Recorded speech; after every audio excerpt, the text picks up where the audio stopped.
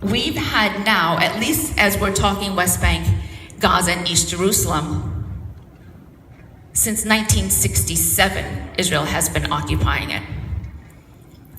There is no provision in international law for such a belligerent occupation that has gone on this long. And when you look at Israel's actions in the territory, you see this is not the kind of occupation that was envisioned in international law, international humanitarian law.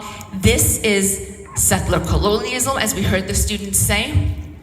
And this is by design.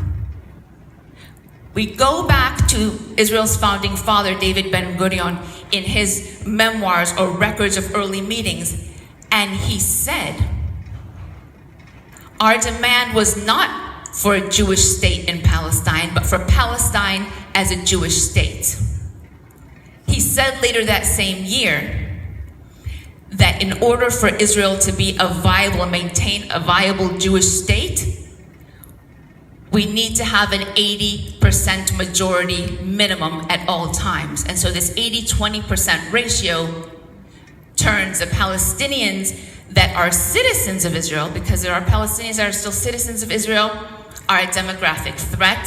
All Palestinians really are a demographic threat to them, but there are laws that are put on the books in order to ensure that the Jewish citizens of the state keep this majority. And we can talk a little bit about that if we have time, but this is settler colonialism that this country is actively supporting. It has been almost 60 years. 1960, the world community issued this international declaration on the emancipation of all people.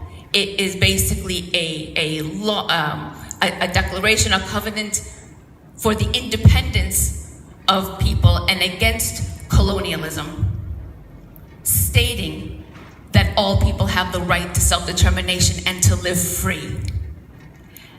And to this day, of course, there are many more colonial countries, not just Israel, but it is actively expanding. It's actively colonizing and pillaging and stealing resources, and it's financed by this country. This is this country's history of